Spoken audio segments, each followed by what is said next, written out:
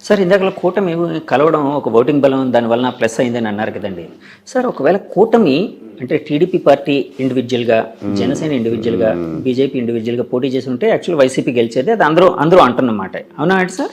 Depends sir. అది అప్పుడు అంటే చాలా ఫ్యాక్టర్స్, ఇది హైపోథెటికల్ క్వశ్చన్ కాబట్టి అది ఫర్ సపోజ్ టీడీపీ ఇండివిజువల్గానే ఈసారి మనం ఎవరితో కలవము, మనం ఇండివిజువల్గా వెళ్దాం, ఈసారి ఎందుకు కొట్టడం చేస్తాం, రాష్ట్రం అన్యాయం అయిపోతుంది, ఏదో వాళ్ళు చెప్పాలనుకుని చెప్తారు కదా, అలాంటి ఫేజ్లో వెళ్ళి, అలాగే జనసేన కూడా 175 నియోజకవర్గాలు మనం ఇది ఇండివిజువల్గా పోటీ చేద్దాం, ఇది ఈ క్యాండిడేట్లు నేను ముందుగానే ప్రకటిస్తున్నాను, పలానా రాము గారు ఇక్కడి నుంచి కంటెస్ట్ చేస్తారు, పలానా రవి గారు ఇక్కడి నుంచి కంటెస్ట్ చేస్తారు, లేదా పలానా 50-60 నియోజకవర్గాలే కన్సాలిడేట్ చేద్దాం, మనం మొత్తం వద్దు 50కి 50 కొడదాం అన్న ప్లాన్తో వెళ్తే వేరే రకంగా ఉంటుంది.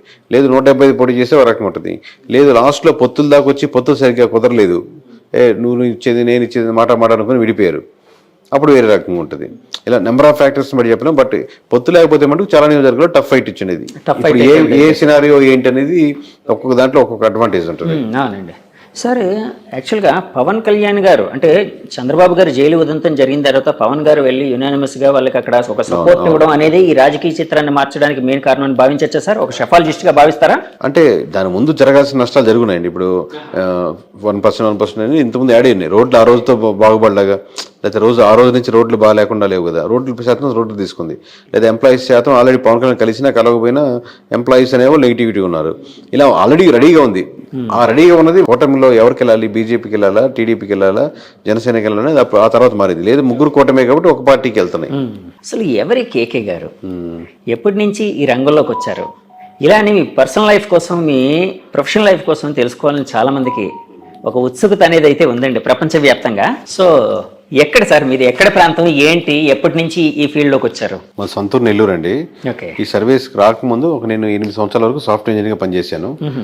సో దీంట్లో ప్రధానంగా రావడానికి ఒక కారణం ఏంటంటే ఏదైనా పాజిటివ్ పనులు వీళ్ళతో చేపించేదానికి ఆస్కారం ఉంటుంది ఎమ్మెల్యేలతో. ప్లస్ ఓట్ బ్యాంకింగ్ కూడా కన్వర్ట్ అవుతుంది కదా. ప్లస్ ప్రజల పల్స్ నిజంగా ఏం కోరుకుంటున్నారు, నిజంగానే అందరూ డబ్బులకే ఓట్లు వేస్తారా, అట్లాంటి రకరకాల డౌట్స్. ఇన్ని కరెక్ట్గా మనం నిజాయితీగా చెప్తే యూజ్ అవుద్ది. ఒకటి నా స్వార్థం ఏంటంటే వాళ్ళ చేత మంచి పనులు చేయించవచ్చని, ఒకటి ఏంటంటే మంచి పనులు చేస్తే ఓట్ బ్యాంకింగ్ కూడా మారుద్దని. సో సర్వీస్ చేయించుకున్నాం, రిజైన్ చేసి సాఫ్ట్వేర్ నుంచి బయటకు వచ్చి చాలా కష్టాలు అక్కడ మొక్కలు తినే అప్పుడు దగ్గర ఉంటుంది. అది ఇదే పెద్ద తేడా కాదు కానీ. సో ఓవరాల్గా అది చేయడం మొదలుపెట్టింది, అది సక్సెస్ అయింది, నిజాయితీగా ఉన్నారు. ఇప్పుడు ఇంకా మీ పర్సనల్ లైఫ్కి వస్తే మా మిస్సెస్ పేరు ధనలక్ష్మి, మేము హైదరాబాద్లోనే ఉంటాం. నాకు 2 కొడుకులు. పెద్దవాడు 5th క్లాస్ అవుతున్నాడు, చెగువీర వాడి పేరు. రెండోవాడు వచ్చాను, వాడికి 4 years. చెగువీరా అండి? మనం చెగువీర అంటాం, అతను యాక్చువల్ ప్రొనౌన్సియేషన్ చెగువీర అంటాం. మేము మామూలుగా చెగు అని పిలుస్తాం.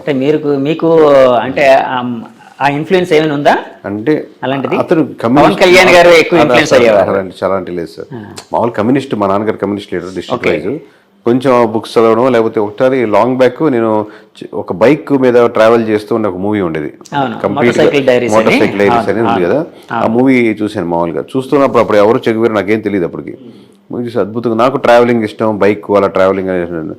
తర్వాత అలా ఎవరు అప్పుడు దాంట్లో పూర్తి ట్రాన్స్ఫర్మేషన్ ఉంటుంది అనమాట. మీరు చూస్తుంటారు మోటార్ బైక్ డైరీస్, ఆ ట్రాన్స్ఫర్మేషన్ అవన్నీ చూడడం వల్ల బాగుంది ఇతను వేరంటే అప్పుడు చెగువేరు అనేది. దాని తర్వాత నన్ను గురించి తెలుసుకున్నాను. అప్పుడు వాళ్ళ ద్వారా పవన్ కళ్యాణ్ ఇష్టం లేదా వాళ్ళ ఇష్టం సంబంధం లేదు, నేను ఇండివిజువల్గా తీసుకుంది. బట్ కోఇన్సిడెంట్లీ వాళ్ళు అదే కనెక్ట్ అయ్యారు, నేను అట్లా అంతే. అది యూనిక్నెస్. 50% ఏంటంటే కనెక్ట్ అని కూడా కాదు. ఇప్పుడు అనిల్, సునీల్, రవి, కిరణ్ ఉన్నారు, అట్లా ఇన్ని రొటీన్ పేర్లు కదా. నేను స్కూల్స్ లో ఈ పేరు ఇంకోటి ఉండకూడదు అన్న 50% రీజన్. ఇంకోటి నేను కనెక్ట్ అయిన డైరీస్, దాంట్లో అతనికి ఆల్రెడీ ఆ పేరుకి ఒక స్టోరీ ఉంది, ఒక యూనిక్నెస్ ఉంది కదా అనేది. ఇట్లా రకరకాల కాన్సెప్ట్. ఇందాక మీరు ఒక మాట అన్నారు, షెఫాలజిస్ట్గా ఉంటే పొలిటీషియన్స్ మంచి పనులు చేయించచ్చని. అది ఎలా సాధ్యపడుతుందండి? అంటే మనం సర్వే అండ్ స్ట్రాటజీస్ కదా సార్. ఎమ్మెల్యే కలుస్తాం, వాళ్ళు సర్వే రిపోర్ట్ ఇస్తాం కదా. లాస్ట్లో మీరు ఇక్కడ నెగిటివిటీ చెప్తున్నప్పుడు మీరు ఈ పనులు చేయండి సార్, అక్కడ యూజ్ అవుతుంది చెప్తాం కదా. ఆయనకి అడ్వైజ్ చేస్తాం, స్ట్రాటజీ కూడా చెప్తాం కదా ఎక్కడెక్కడ నెగిటివిటీస్ ఉన్నాయో. అప్పుడు ఆ థింగ్స్ చెప్పేటప్పుడు కొంచెం అక్కడ ఏదో ఎలక్షన్స్లో పెట్టుకునే డబ్బులు, లాస్ట్ మినిట్లో పెట్టే డబ్బులు పెద్ద ఓటింగ్ % డిఫరెన్స్ ఉండదు. అది అమౌంట్ దీని మీద ఇన్వెస్ట్ చేయండి, మంచి పని మీద, ఇక్కడ కార్యక్రమం మీద. ప్రజలకి ఎంతో హెల్ప్ అవుతుంది. మీకు ఆయన కావాల్సింది ఏంది? ప్రజలకు గెలిప పక్కన పెడదాం, గెలవాలి. పోటీ చేసినప్పుడు గెలవాలి, ఫస్ట్ రీజన్ అదే. ఆ రీజన్ సక్సెస్ఫుల్ అవుతుంది కదా. అదే వేరే దగ్గర పెట్టే బదులు, రేపు పొద్దున్న లాస్ట్లో 20 కోట్లు 40 కోట్లు పెట్టే బదులు ఇక్కడ 2 కోట్లు పెట్టి ఈ గ్రామంలో ఈ సమస్యను తీర్చగలిగితే ఇది స్టాండ్గా ఉండిపోతారు. దాన్ని అడ్వర్టైజ్ చేసుకుని ఇంకో ₹1 పెట్టి, అదే సమస్య. అలా మంచి పనులు అంటే అలా యూస్ఫుల్ పనులు అనమాట, లాంగ్ రన్గా ఉండేటట్టు. ఇది డబ్బులు ఇస్తే టెంపరీ, తలా 2,000 ఇచ్చినా తీసుకుంటారు, తలా 3,000 ఇచ్చినా తీసుకుంటారు. కానీ టెంపరీ కదా, 2 రోజులు ఖర్చు అయిపోద్ది. కానీ అటుగా ఒక ఆర్గనైజేషన్గా ఏదైనా స్ట్రక్చర్గా మీరు ప్లాన్ చేశారనుకోండి, ఆ 2-3 గ్రామాలకి స్టాండర్డ్గా ఉంటుంది ఎప్పటికీ. సార్ ఇందాక మీరు ఒక మాట అన్నారు, కూటమి కలవడానికి ముందే జరగాల్సిన నష్టం జరిగిపోయింది వైసీపీ పార్టీకి. అంటే జరగాల్సిన నష్టం అంటే వాళ్ళు చాలాసార్లు చెప్పుకుని వచ్చారు, మేము లక్షల కోట్ల డబ్బులు జనానికి పంచుతూ ఉన్నాం, ఎలాంటి మధ్యవర్తి లేకుండా జనం అకౌంట్స్కి వెళ్ళేటట్టు వాళ్ళకే లబ్ధిదారులకి డైరెక్ట్ గా చేరేటట్టు చేస్తున్నాం, సో అదంతా మాకు చాలా హెల్ప్ చేస్తుంది. సో నష్టం అన్నారు కదా సార్, ఆ నష్టం ఏంటి సార్? అంటే 3 రాజధానులు ఇలాంటివి ఏమైనా నష్టపరిచాయా వాళ్ళని? అంటే హెల్ప్ చేసిన ఆ మాట, వెల్ఫేర్ స్కీమ్స్ ఖచ్చితంగా పాజిటివ్ ఉంటుంది సార్, దాంట్లో డౌట్ లేదు. కాబట్టి ఎంత పాజిటివ్, ఒక 5% యాడ్ అవుద్ది అనుకోండి, అది ఒక్కటే సరిపోదు కదా గెలుపుకి. మీరు ఆల్రెడీ 25% ఎంత ఓట్ బ్యాంకింగ్ ఉంది అనుకోండి, ఇంకో 5% 30కి వస్తారు. కానీ మీరు 30 సరిపోదుగా ఇంకో 20% యాడ్ అవ్వాలి. లేదా మీకు లాస్ట్ టైం పడేటువంటి 50%లో ఇంకో 10-15 మంది వెళ్లకుండా ఆగాలి. అప్పుడు కానీ మీరు 30కి రారు. ఇప్పుడు మీరు వెళ్లకుండా ఆగాలంటే రోడ్లు బాగుండాలి. రాజధాని ఇష్యూలో నిజంగా రాజధాని కాకుండా రాజధాని పక్కన పెట్టు, ఇది బాగుంది చూడు అని ఆల్టర్నేటివ్ ఉండాలి. రాజధాని కాన్సెప్టే కాదు, దాన్ని మించిన ఎమోషన్. మీరు ఒక దాంతో సఫర్ అవుతున్నారు, నాకు ప్రమోషన్ కావాలంటే ఖచ్చితంగా ప్రమోషన్ ఇవ్వాలండి, శాలరీ పెంచుతాను, ఓకే అంటే ప్రమోషన్ పక్కన పెట్టి మీకు శాలరీ సాటిస్ఫై అయ్యారు. సో ఆ ఎమోషన్ ని కనెక్ట్ చేయడం ఏదో ఒక ఎమోషన్ అంతే, అంతే 100%. లేకపోతే ఇన్ని రకాలుగా డ్యామేజ్ అవ్వదు, ఇన్ని లేయర్లు. సో ఏ ఎమోషన్ ఎక్కడ మిస్ అవుతున్న దానికి ఆల్టర్నేటివ్గా మీరు ఇంకో ఎమోషన్ యాడ్ చేయగలగాలి. ఆ ఎమోషన్ యాడ్ చేయడంలో మిస్ ఫెయిల్ అయింది సార్. అలాగే నేను చాలాసార్లు చాలా మంది దగ్గర, పెద్ద వాళ్ళ దగ్గర ఒక మాట అయితే విన్నాను, అసలు ఈ ఎలక్షన్ అంతా జగన్ వర్సెస్ జగన్ గా జరిగింది. అంటే వాళ్ళు అన్నది ఏంటంటే జగన్ రావాలి, జగన్ పోవాలి, ఈ రెండింటి మీదే బేస్ అయ్యి ఈ ఎలక్షన్ నడిచింది అని. ఇలాంటి స్టేట్మెంట్ ని మీరు అంటే యాక్సెప్ట్ చేస్తారా, ఏకీభవిస్తారా, లేకపోతే డినై చేస్తారా? దాంట్లో పార్షియల్ కరెక్ట్ ఉందండి. పోయినసారి చంద్రబాబు రావాలి, చంద్రబాబు పోవాలి అన్నట్టు జరిగింది అనుకున్నాం అనుకోండి. అబ్వియస్గా 2 పార్టీల మధ్య ఓట్ బ్యాంకింగ్ జరుగుతున్నప్పుడు 2 పార్టీల్లో ఎవరికి చంద్రబాబు జగన్ అనుకుంటున్నారు. వీళ్ళు చెప్పేటప్పుడు జగన అని వీళ్ళు దాన్ని ప్రమోట్ చేస్తున్నారు. బట్ యాక్చువల్లీ ఏంటంటే ఏ నియోజకవర్గంలో ఆ నియోజకవర్గంలో ఓటేస్తారు. ఇప్పుడు మొత్తం రాష్ట్ర వ్యాప్తంగా నా ఓటు రిప్రజెంట్ చేస్తున్నాను అని కాదు కదా. నా నియోజకవర్గంలో ఈ ఎమ్మెల్యేకి వేద్దామా, ఎమ్మెల్యేతో పాటు చంద్రబాబుని కూడా చూసేద్దామా, ఎమ్మెల్యే చెడ్డోడు కానీ తెలుస్తుంది, కానీ చంద్రబాబు మీద నాకు అభిమానం ఉంది వేద్దాంలే, అది వీడు చాలా మంచివాడు ఎమ్మెల్యే, కాకపోతే జగన్ మీద నాకు వ్యతిరేకత ఉంది వీళ్ళేంలే. సో ఈ ఫ్యాక్టరీ ఒకటి ఆలోచిస్తాడు. వీడు ఓవరాల్గా జనం అని అనుకోడు, నేను తన ఓటు తమ అంటే వాళ్ళ ఇంట్లో వాళ్ళు ఓటు ఇన్ఫ్లుయెన్స్ చేయగలుగుతాడు. కన్సాలిడేట్గా మనం చెప్తున్నప్పుడు మనం యాజ్ ఏ సర్వే దాంట్ నుంచి వచ్చాం కాబట్టి కన్సాలిడేట్గా ఆ ఓట్ బ్యాంకింగ్ ఎలా వెళ్తుంది అనుకుంటాం. దాంట్లో నెగిటివిటీస్ ఏంది, పాజిటివిటీస్ ఏంది, ఏ ప్రాంతానికి ఆ ప్రాంతానికి బట్టి తగ్గట్టే. సార్ రాష్ట్ర వ్యాప్తంగా వైసీపీ పతనానికి ముఖ్యమైన కారణాలు ఏమైనా ఒక 2-3 చెప్పాల్సి వస్తే ఏది మెయిన్ కారణంగా చెప్తారు? పతనం అనేది కరెక్ట్ కాదు సార్. పతనం అనేది పొలిటికల్ పతనం ఎందుకంటే వాళ్ళు 30% ఓట్ బ్యాంకింగ్ ఉంది, వాళ్ళ ఓట్ బ్యాంకింగ్ వాళ్ళకి స్టిల్ ఉంది. మీరు 100 మందిలో 30 మంది అటు నిలబడ్డారు, 70 మంది నిలబడ్డారు ఇటు. మనకి ఇట అల్గారిథమ్స్ లో మనకు ఉన్నటువంటి rules and regulations government of ఇండియాలో ఉన్నట్టు కాబట్టి మెజారిటీ ఓట్ బ్యాంకింగ్ బట్టి సీట్లు రావు కాబట్టి ఓన్లీ నియోజకవర్గాల బారు కాబట్టి మీకు తక్కువ కనపడుతుంది. కానీ 100% మంది అంటే చిన్న నెంబర్ కాదు. ప్రతి కోట్లో 30 లక్షల మంది ఉన్నారు. సో సీట్లు అంటే ఇప్పుడు ఇందా చెప్పినట్టు ఒక్కొక్కటి ఫ్యాక్టరీ, ఇందా చెప్పినట్టు రోడ్డు కావచ్చు, అక్కడ స్కూల్స్ కావచ్చు, హాస్పిటల్స్ మంచి డెవలప్మెంట్ లేకపోవడం కావచ్చు, రకరకాల ఫ్యాక్టరీస్. అంటే ఏదో ఒక ఎమోషనల్ కాంటాక్ట్, ఏదో ఒక రీజన్ అయితే అంటే స్టేట్ వైడ్ గా ఏదో కారణం ఉండే అవకాశం ఉంది కదండి. అట్లాంటిది ఏదంటారు? అంటే ఒక షెఫాలజిస్ట్ గా మీరు స్టేట్ వైడ్ గా అదే సార్. ఇప్పుడు మీకు ఇప్పుడు అంటే మీకు వన్ సైడ్ కనపడింది కాబట్టి అలా అనిపిస్తుంది. ఇప్పుడు రాజధాని స్టేట్ వైడ్ జరిగిందంటే రాజధాని మీకు కృష్ణా గుంటలో ఉన్నట్టు మీకు శ్రీకాకుళంలో ఉండకపోవచ్చు, రాప్తాడులో ఉండకపోవచ్చు.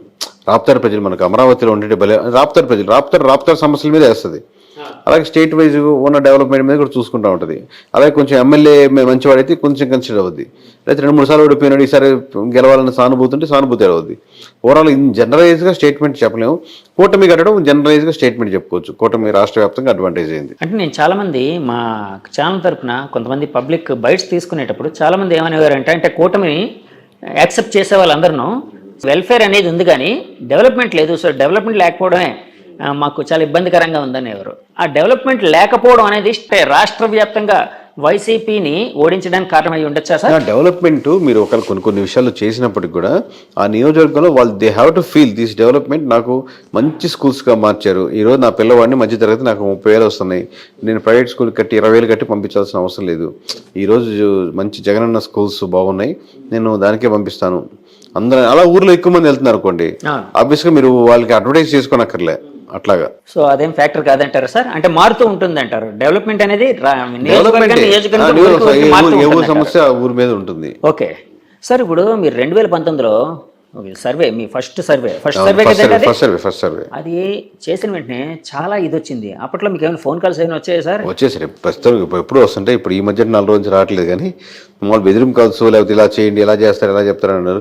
పోనీ మీరు ఒక నెంబర్ చెప్పండి సార్ అంటారు. అంటే ఎమ్మెల్యేస్ నుంచి మినిస్టర్ నుంచి నాకు రాదు. నాకు ఒక అడ్వాంటేజ్ ఏంటంటే నాకు అన్ని పార్టీల నుంచి తెలిసిన వాళ్ళే కాబట్టి సన్నిహితులే. అది మనం వర్క్ చేసిన క్లయింట్, సన్నిహితం అనకంటే కూడా క్లయింట్ అనొచ్చు, ఎందుకంటే ఆ డిఫరెన్స్ ఉంటుంది. సన్నిహితం అంటే క్లోజ్నెస్ అయిపోతుంది. సో క్లయింట్సే కాబట్టి మ్యూచువల్ రెస్పెక్టే ఉంటుంది. అది వాళ్ళు వేరే ఆ జిల్లాలో వేరే వాళ్ళు తెలియకపోయినా కేకే నాకు తెలుసు బాగా చేస్తారు అని వాళ్ళు వెళ్తుంటారు కాబట్టి నాకు వాళ్ళ నుంచి థ్రెటన్ కాల్స్ ఉండవు.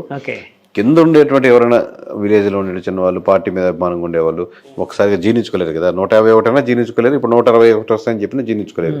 వాళ్ళ కోపం అనమాట, మన పార్టీ ఎలా పోద్ది అని ఫ్రస్ట్రేషన్ అలా ఉంటుంది. అంటే చాలాసార్లు నేను విన్నది ఏంటంటే పెయిడ్ సర్వేలు ఎక్కువైపోయి ఇలానే మీరు 160+ అని చెప్పారు కదండి. అప్పుడు మిమ్మల్ని కూడా ఒక పెయిడ్ సర్వేగా ఘాటును కట్టిన సందర్భాలు ఉన్నాయా సార్? మొన్న ఉంటాయి. ఆ ట్రోల్స్ పంపించేవాళ్ళు అప్పుడు ఎలా చెప్తారు, లేకపోతే వీళ్ళకి అమ్ముడు పోయారు, లేదా వాళ్ళకి అమ్ముడు పోయారు ట్రోల్స్ అని. కాసేపు ట్రోల్స్ చూసి ఎంజాయ్ చేసుకోవడం అంతే. తర్వాత రిజల్ట్ వచ్చాక ఇంకేం ఉండదు, చూసుకునేది ఉండదు. ఇప్పుడు ట్రోల్ లేదు కదా, ఓన్లీ పాజిటివ్ ట్రోల్స్. తర్వాత రావు కదా మళ్ళీ ఆపర్చునిటీస్. ఆ ట్రోల్స్ చూసి ఎంజాయ్ చేసుకోండి, బాగా చేశారు ఆ ట్రోలింగ్ అని. సార్ ఇప్పుడు ఇంత యాక్యురేట్గా మీరు నెంబర్ చెప్పినప్పుడు చాలా మంది పెద్దవాళ్ళు కూడా ఎవరైనానే చాలా మంది మీకోసం సెట్ చేస్తున్న ఇది కూడా తెలుసు. ఎందుకంటే నేను నిన్న మురళీమోహన్ గారిని కలిసినప్పుడు కూడా ఆయన అన్నారు, కేకే గారు అనే ఆయన ఎవరో చాలా బాగా చేశారండి, ఆయన కలవాలి అని కూడా అన్నారు. సో అలాగా పొలిటికల్ పార్టీలు అయితే ఇంకా ఎక్కువ ఇంట్రెస్ట్ పే చేస్తుంటాయి ఎవరైనా ఇంత యాక్యురేట్గా చెప్పారని. అలాగా టీడీపీ పార్టీ అధినేత నుంచి కానీ ఇంకా వేరే పార్టీల అధినేతల నుంచి కానీ మీకు ఫోన్ కాల్స్ వచ్చాయండి? అంటే ఎలక్షన్స్ రిజల్ట్ అప్పటి నుంచి ఎవరెవరు వచ్చారు అంటే చంద్రబాబు దగ్గరికి వెళ్తాం, లేకపోతే పవన్ కళ్యాణ్ దగ్గరికి వెళ్తాం అని చెప్పి నేను తీసుకెళ్తాను, నాకు బాగా క్లోజ్ లేదు అన్నట్టు. కేకే అనేది ఒక కార్డు లాగా అయిపోయింది కదా సార్. ఇప్పుడు కేకే అనే కార్డు తీసుకెళ్లి ఇక్కడ చూసి కేకే అని వస్తాను సార్, నేను తీసుకెళ్తాను సార్, అది సార్ అంటారు. నాకేమో చంద్రబాబు నాయుడు కార్డు, పవన్ కళ్యాణ్ కార్డు చూపిస్తారు. ఇప్పుడు నాకు ఆ కార్డు ఎందుకు అవసరం లేదు. ఇప్పుడు నేను విజిటింగ్ కార్డు అవసరం లేదు, నేనే విజిటింగ్ కార్డు అయ్యాను కాబట్టి. సో నేను అట్టని చెప్పి బలుపుతోనే వెళ్ళాను కాదు. ఇప్పుడు ప్రమాణ స్వీకారానికి వాళ్ళ ఇండివిజువల్ సెక్షన్. మనం ఏంటంటే మన పని మనం చేసేసాం. దీపంగా ఎట్లా ఉంటే నిజంగా వాళ్ళకి అవసరం ఉండి ఫోన్ చేశారు అనుకోండి. ఇప్పుడు వైఎస్ఆర్సీపీ నుంచి ఎవరో ఫోన్ చేశారు, ఇక్కడ కలుద్దాం సార్, మాకు ఒకసారి చెప్పండి విశ్లేషణ ఎలా ఉంది, ఎందుకు జరిగింది ఓట్ బ్యాంక్. నేను దానికి నో అని చెప్పను. వాళ్ళకి కావాలనుకున్నప్పుడు వాళ్ళే అప్రోచ్ అవుతారు కదా. మనం వెళ్ళి కాల్ చేసి కలవాల్సిన అవసరం ఏముందని. మన వర్క్ కాదు కదా వాళ్ళు కలిసి కంగ్రాచులేట్ సార్ మీరు గెలవడానికి నాకు ఎంతో ఆనందాన్ని వస్తుంది అని అటాచ్డ్ అయిపోదాం అనేది ఉండదు. కంగ్రాచులేషన్ కాల్స్ అయితే వస్తూ ఉంటాయి కదండి పెద్దవాళ్ళ దగ్గర నుంచి. అవి 100 కాల్స్ సార్, అవి 1000 కాల్స్, 100,000 కాల్స్. నేను చెప్పిన సోకాల్ నా పేర్ల నుంచి ఏమైనా వచ్చాయండి అంటే వాళ్ళ తరపు నుంచి ఎవరో పక్కన నుండి ఫోన్ చేస్తుంటారు కదా, చాలా హ్యాపీగా ఫీల్ అయ్యారు సార్, సార్ చెప్పమన్నారు ఎట్లా చెప్తారు సార్. షెఫాలజిస్ట్ అనగానే ఒక రకమైన అంటే కత్తి మీద సాము లాంటిది మీ పని. దాంట్లో సింగిల్ నెంబర్ చెప్పడం కత్తి మీద సాము. కత్తి కొసంటుంది చూడండి, ఆ కొస నిలబడ్డట్టు, అంచు మీద నిలబడ్డట్టు, అటు ఇటు అయితే లోపలికి దిగిపోద్ది. అవును, ఎందుకంటే ఎప్పుడైనా కూడా అంటే రాజకీయాలు అనేటప్పుడు ఒకరు ప్రేమిస్తారు, ఒకరు ద్వేషిస్తారు. మీరు ఒక నెంబర్ చెప్తే వాళ్ళకి ఫరగా ఉందనుకోండి, వాళ్ళు విపరీతంగా ప్రేమిస్తారా, మా సూపర్గా చెప్పారా అని. అవతల వాళ్ళు నిజంగా ద్వేషిస్తారు. అంటే మీరు ఇందాక మెచ్యూరిటీ అన్నారు కదా, అది వేరే లెవెల్. అంటే మామూలు కార్యకర్తల స్థాయి, కింద స్థాయి వ్యక్తుల కోసం నేను కింద క్యాడర్ కోసం చెప్తున్నాను. ఇలాంటి అంటే ఒక రాజకీయ పార్టీలకి గెలుపు ఓటమి ఉంటుందండి. అంటే ఇప్పుడు ఈ రోజు వైసీపీ ఓడిపోయింది, 2024లో పుంజుకునే అవకాశం ఉండొచ్చు. అంటే కరెక్ట్ పనిచేసి ఉంటే, అంటే కూటమి కంటే కొంచెం బాగా వీళ్ళు చేయగలిగితే రేపు పొద్దున్న ఏమైనా చేయగలిగితే. కానీ షెఫాలజిస్టులు కూడా అంటే కొన్నిసార్లు సక్సెస్ఫుల్గా ఉంటారు, కొన్నిసార్లు ఫెయిల్యూర్స్ లోనే అవుతారు. ఫర్ ఎగ్జాంపుల్ ఆరామస్థాన్ గారు మీరు చెప్పారు, ఆరామస్థాన్ గారు చెప్పారు. ఆరామస్థాన్ గారిది అంటే ఓడిపోయిన తర్వాత ఫుల్ జనాలు ట్రోల్స్ చేయడం, ఆయన ఫోన్ స్విచ్ ఆఫ్ చేసుకోవడం ఇలాంటివన్నీ జరిగాయి. సో అంటే షెఫాలజిస్టులు కూడా ఇంత ద్వేషం అంటే ఇంత నెగిటివిటీ ఉండడం అవసరం అంటారా? అంటే ప్రజల నుంచి లేకపోతే ఆ క్యాడర్ నుంచి. ఇప్పుడు ఎవరో ఒక అతను వచ్చేసి జగన్మోహన్ రెడ్డి గారు 150 వస్తున్నాయి, లేదా పవన్ కళ్యాణ్ గారికి 21 వస్తున్నాయి అనుకోండి, దాని మీద అటెన్షన్ రాదు, ఎవరు చూడరు, పెద్ద కమెంట్ రాదు, 1-2 కమెంట్లు వస్తాయి. కానీ ఒకరు నమ్మి వాళ్ళ బ్యాక్గ్రౌండ్ వర్క్ బాగుండి అటెన్షన్ తెచ్చుకొని చేసినప్పుడు ఆబ్వియస్గా మీరు కొంచెం దగ్గరగా ఫెయిల్ అయితే ఇబ్బంది ఉండదు. మరీ దూరంగా తూర్పు అంటే పడమర అంటే తూర్పు అంది అనుకోండి, ఆబ్వియస్గా దాని మీద పార్టీలకి వ్యక్తులకి ఇట్లా రకరకాల వ్యక్తులు ప్రభావితం అవుతుంటారు. కాబట్టి ఆ ప్రభావితం చెందినవాడు తప్పనో ఒప్పనో దానికి తీవ్రం కమెంట్ చేస్తారు. రిజల్ట్ వచ్చాక ఇంకా అసలు తీవ్రం అయిపోతుంది, ఇంకా మామూలుగా కాదు అంతే. సో మామూలుగా మోస్ట్లీ చెప్పేది ఏంటంటే మీరు ప్రాపర్గా ఉంటే మటుకు ఆబ్వియస్గా ప్రజలు అభిమానిస్తారని అనుకుంటున్నాను. మనం మిస్ అయితేనే మిస్ కొడుతుంది. సార్ ఇప్పుడు 2024 ఎలక్షన్ అయిపోయింది, ఇప్పుడు ఫామ్ అవుతుంది కూటమి. ఒకవేళ 2029లో మళ్ళీ వీళ్ళు కూటమి వాళ్ళు రావాలి అంటే ఎలాంటి డెవలప్మెంట్స్, ఎలాంటి ఫ్యాక్టర్స్, అంటే ఎలాంటి మంచి పనులు, ఇందాక మంచి పనులు అన్నారు చూడండి, కొన్ని అడ్వైజ్ చేస్తూ ఉన్నారు కదా, ఒక షెఫాలజిస్ట్గా అడ్వైజ్ చేయాల్సి వస్తే ఎలాంటి పనులు వీళ్ళకి కూటమి వాళ్ళకి చంద్రబాబు నాయుడు గారికి అడ్వైజ్ చేస్తారు మీరు? సో ఖచ్చితంగా అండి, మనం లాస్ట్ టైము చెప్తున్నాం, ఈసారి చెప్తున్నాం, మీరు ఓన్లీ వెల్ఫేర్ స్కీమ్స్ మీదే ఆధారపడి గవర్నమెంట్ నడుపుతున్నామంటే అవతల పార్టీ ఏది ఉంటుంది, అప్పుడు ఏది క్యాప్చర్ చేయగలుగుతుంది అనేది వేరే విషయం.